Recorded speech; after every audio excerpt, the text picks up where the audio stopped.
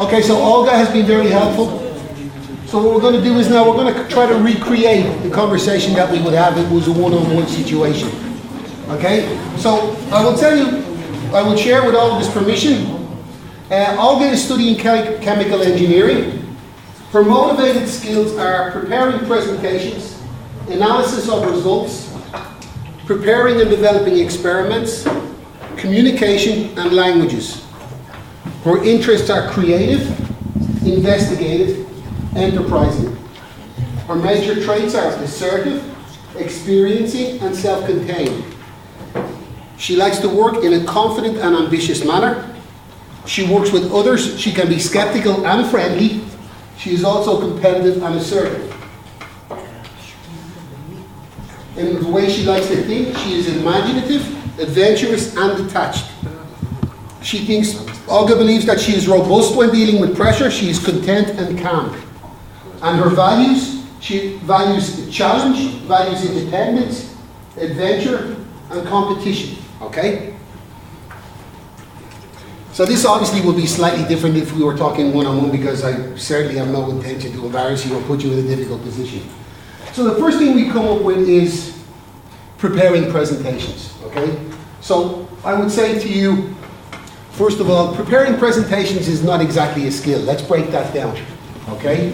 What is it about preparing presentations, Olga, that you enjoy the most? Preparing and speech. Well, what is it that you enjoy the most? Give me one aspect, because you've given me two there. Okay, maybe it is not real true, because I like to show my achievements. Yes, so Okay. I connect presentation with my achievements. Because what's really important here is honesty, okay? And you were being very honest, so I thank you. Yeah. So it is, you want to show what you have achieved, okay? So how could we, I want to write this down, okay? So what one word can we use to describe that? Any suggestions, anybody? Proud of your work? You take pride in your work?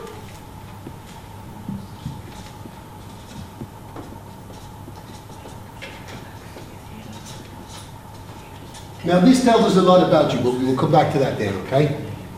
The next thing we have in your motivated skills, or do we want to move away from preparing presentations? We want to stay with that for a while, because do you enjoy standing up in front of a crowd? Or maybe you enjoy the nervousness beforehand? I enjoy maybe challenge when I stand and make public report. So you will overcome the nervousness and you get a sense of achievement? So I expect challengers and expect answers. Yes, so I would like to have discussions with audience to show my future direction of movement, and maybe it's like private challenge. Okay. Will I convince or I will not convince people? Okay. You think you might be a queen bee? What? You might be a queen bee? No. Possibly. It's a good thing. You enjoy, again, motivated skills, analysis of results. Okay, now analysis is a skill. But can you talk a little bit more about that? Why do you find that to be a motivating skill? Because to define trends, it's not so easy.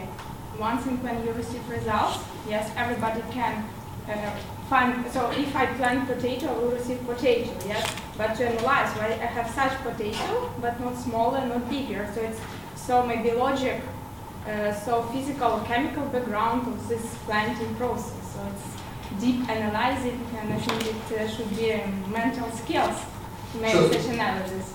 So you think that analysis of results can give you definitive truth? Exactly. Yes, maybe. Certainty? Yes. Is certainty important to you? You don't like ambiguity or gray areas, you like black and white? Yes, black and white, you're right. Okay, so no ambiguity, certainty.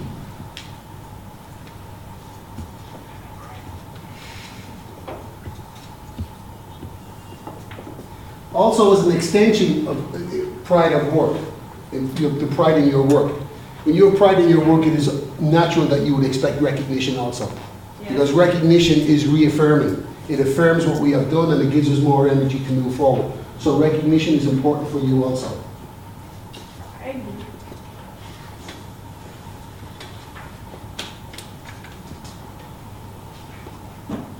Okay, the next we have in the motivated skills is preparing and developing of experiments. Now this is very similar again to what we had with the first one. So what it is about the preparation and the development of experiments that you find so motivating? I think if you analyze my work, I create special installation by myself and design it. Yes, and I'm proud of myself that I create special installation which will give possibility to investigate one or another process. So it's like maybe creativity. So you want to do work that is unique? Yes, exactly. You want to be the first one to do your work. You want unique. You want to do work that is unique. Okay.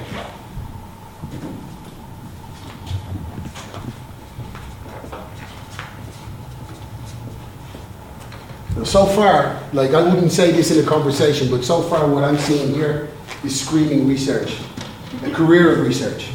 Now I know this is easy to say in a room full of researchers, but if we look at what we were saying earlier on, most, over half, now this is a self-selecting group, as I said earlier, so maybe you guys, more than half of you will go on to work in research, okay? But you are showing very, very strong personality traits so far towards that, so we will continue, okay? Communication. Obviously this follows on from earlier on because you prepare your experiments and you develop and then you present your results, okay? Why do you find communication so motivating? Because I have a lot of communication in my life, and because I'm responsible for foreign PhD students in my university, and I have a lot of communication. Okay, and if you take pride in your work and you want recognition, it's very difficult to get that without communication skills. I don't know, maybe I can combine. No, but it is. Unless you can communicate the work that you have done, you will not get the recognition. Is that? Yes, I like to speak with the people. Okay. Do you like to exchange ideas, or do you like to pass on your expertise? Depends on. Maybe I like to exchange, but in reality I make my own conclusion in my mind, but I never tell about my conclusions. Okay, so it is a way for you to gather information also. Maybe. Okay. And then again, the last one is languages. Very important. So maybe you have mobility designs in the future? What does it mean? Working in other countries, Yes. moving around, exchanging. The languages, because I was born in Russia, I lived in Ukraine, now I moved to Poland. Okay. I usually visit France, and now I learn French and German language because I'm interested, so I know like 4 languages, and 2 are in the process. Okay, so that means mobility and communication is very important. So the question we almost ask is, why is mobility and communication important to you? Is it important because you want to have different working environments? Exactly. Because you will get bored in the same one? Or is it important because you want recognition in different places? This is where we have to be really honest with ourselves, and it's difficult to do this in front of a room of people. So, I appreciate what you're doing, but this is the kind of conversation that we have. This is where I get you to take ownership of what you have written in the book. Okay? So then we know this is exactly what we feel, this is correct. Because if we look here, we have again, if I read through the motivated skills, preparing presentations, analysis of results, preparing and development of experiments, communication and languages. None of those are actual skills, but there are lots of skills inside them. You understand? Maybe languages would be a skill, but communication can be broken down into so many different skills. And then we come to your interests, okay? Your interests are creative, investigative, and enterprising. So creative, obviously you want to do unique work. So this, if you are creative, this affirms this. So we're getting a double answer here. We're getting reinforcement of what we believe. And then we have investigative, again, which comes into our experiments and presenting our research. And then we have enterprise. So talk to me a little bit about enterprise. What do you mean by enterprising? I think it's connected with people, with work with the people. I have some people who are under me, and I receive pleasure to communicate with them, to learn, to teach them, and I learn also something. So it's like communication. I mean, when I write communication, I mean directly with it. So I have some people under me, and we make exchange of ideas. I don't know. Okay. So then, are you saying that eventually you would like to have your own research team? Maybe. Maybe? Okay, I'm sure. Yes. Okay. No, because this is good, because this is a big thing, because now we can get into really serious things. I say to you, okay, you want to have your own research team, and based on what you've told me so far, it looks like you have the ability to do that. But what skills will you need to develop that? So then we get into your training needs, your real training needs. If you were going to lead and we did this managing research yesterday or the day before, and we had a list of skills if you go to manage research and lead your own team. So this is where your training needs, this is where this starts to work for us now. You know, what training will you require? So let's go, training needs for managing your own team.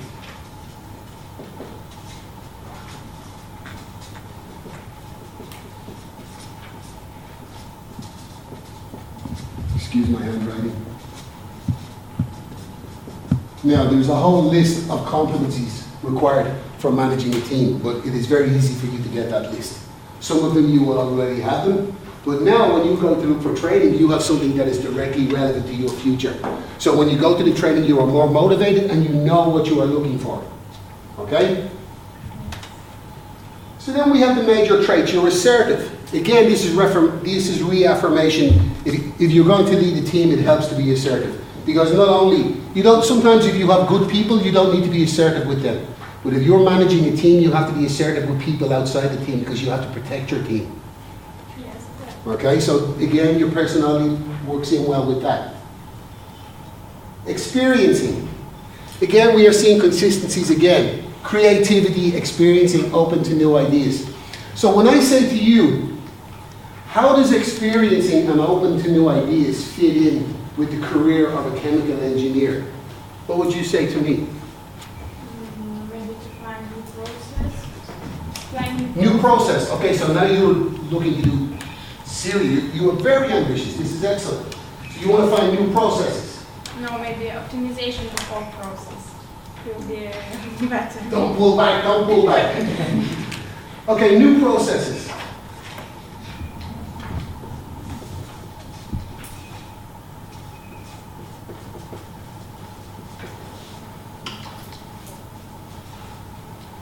Okay, self-contained. This means that you feel that you don't necessarily need help from others, but you welcome it, you like to work with people. No, the question is, the truth is like, if I elaborate something, the first stage I need to make by myself. If I'm sure that it's work, at least 10% work, I can speak with the people and propose my idea to help me, yes, but first of all, I'm like responsible. I should be sure that at least it can be work, yes, that it is not like my imagination, but it has something with reality. That's why maybe I mentioned such skill. So would I be correct if I say to you that you like to develop perhaps new ideas and new processes yourself, and then take this to other people and share it with them and see what their reaction is? Okay. Now we're seeing a lot of consistency here. You see, we're seeing a lot of repetition. So we're getting very strong readings. Then how we work with others. Skeptical and friendly, competitive and assertive. So competitive and assertive, I can see, because again we have consistencies. Why skeptical? I don't trust people. Okay. Professionally or personally? I think professionally. Okay. Through the stages, professionally then. Why? I trust, but I need to check. At least first time. I trust you, but I need to check. Okay. And this would be important for you also when you were building your team? First time I think yes. I should make special maybe a checking of person, and after I start to trust. I cannot trust from the beginning. Okay. And how you like to work again, you say you are confident and ambitious. This again is very consistent with what we have gone so far. How you like to think, again, imaginative, adventurous, and detached. Talk to me a little bit about detached, why you think detached. I don't remember exactly the translation. Detached means you can make decisions without emotion. Yes, sometimes. It depends on. If I saw goal, and I know that I need to make spontaneous decision, So like 1 second, one idea, and I will solve my goal. I will achieve my goal. It will be spontaneous. But you say sometimes. So what decisions will you make if there is what? Can you give me an example of a decision that you might make where emotion will be a factor? I don't know. It's difficult. Maybe if it comes back again to personal relationships and trust. Yes, maybe. Okay. So you can make a decision. You can make a decision in an unemotional way. But it maybe if somebody has betrayed your trust, well then you Yes, then it you will be would emotional. then you might become Yes. emotional. Okay, so this is good that you recognize this. Yes. Okay, because if you're in a position of authority and somebody lets you down, or you find they tell you a lie, it's good that you are aware that maybe, I think maybe I sleep on it, I consult my pillow for one more night, because maybe making a decision based on emotion may not be a good idea. Now tomorrow you may make the same decision. And for somebody like you, maybe you can wait just a little bit more, because you're smart enough that eventually you will make the right decision. Then how you deal with pressure. You think you are robust under pressure? Yes. Have you ever felt yourself in a situation where you felt this is too much pressure? I can't deal with this. If I saw that if I think that situation is very difficult, I just sit down, drink coffee, and tell no, there is entrance, and I can open this door. Just I need more time, and it's in majority of cases it works. So I just need more time, but no depression. Okay, so time. I have only one very big stress for me if something is wrong with family. But if it is work, I know that there is solution. In any case, there is any solution. There is door which I can open. So you never give up hope. I think.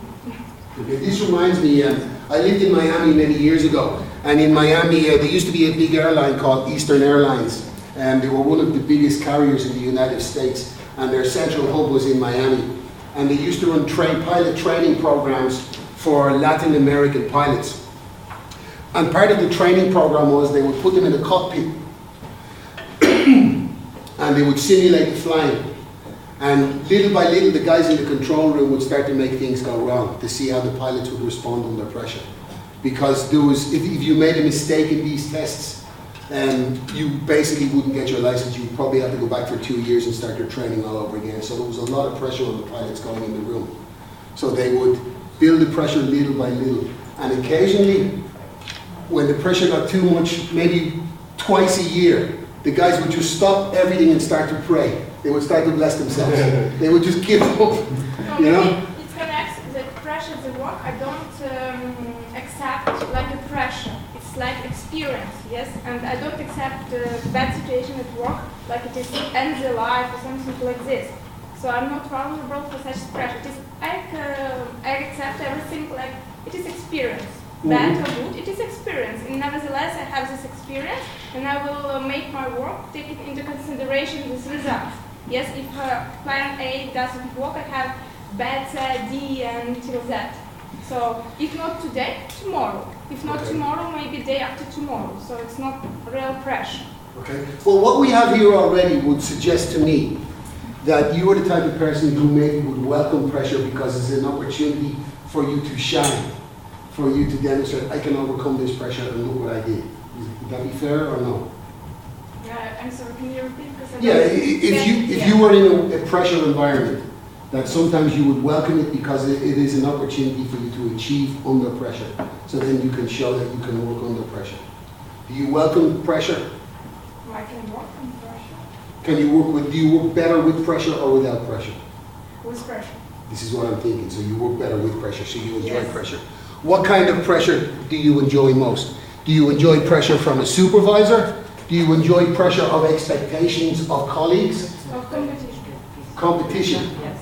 Okay, because this keeps coming up again and again.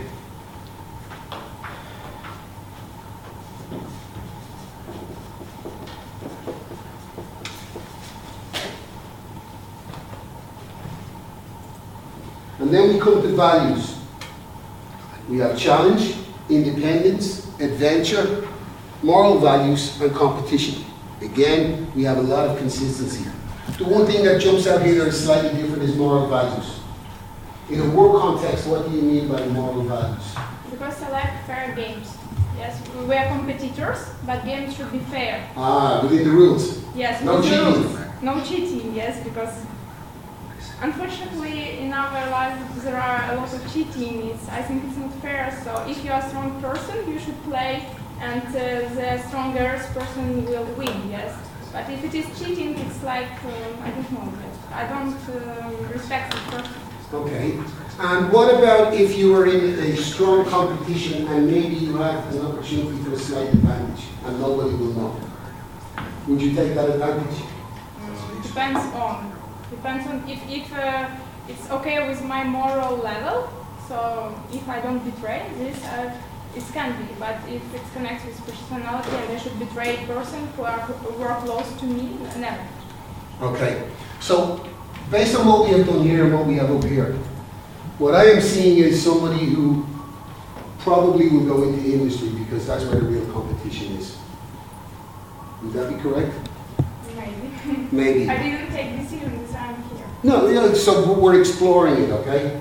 So this is what we're exploring. If this is where possibly you see your future, well then, this is the next thing that you do. Because remember what I said this morning, nobody else will do this for you guys. You have to do this for yourselves. You have to find your own path.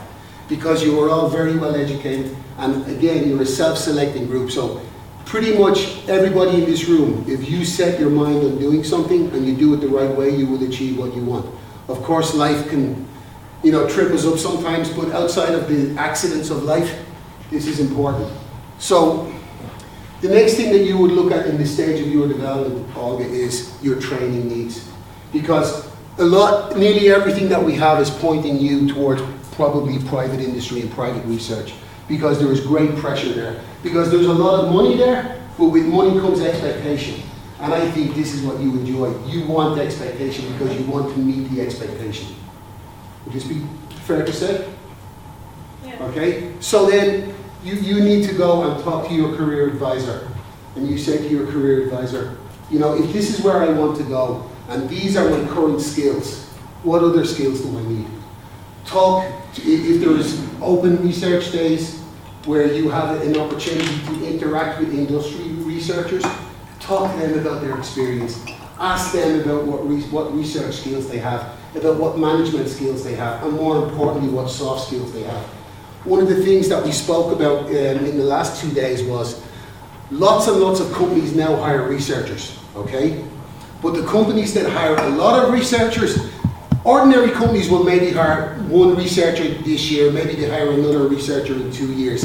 And they value researchers, and this is a quote, for their first-class brains, okay? But the companies that hire a lot of researchers, these are the prestigious companies, and probably if you want to work in an industry where this is where you guys want to work, they know enough about researchers that they look beyond your research skills. Yeah, that is the basic criteria. That will get you into the interview room. But then it is your soft skills, your ability to communicate. Your skills as a researcher will get you into the organization. But how you proceed within that organization after that will depend on your soft skills and the training that you have gone to develop. How you manage other people, how you work with other people, how you deal with expectations, your communication skills, your ability to communicate your research like you were talking about. Okay, so this is an example, like we could sit down and do something like this for 2 hours, and we'll just be probing and I'd be asking and asking, but this is the kind of conversation you need to have. It cannot be prescriptive.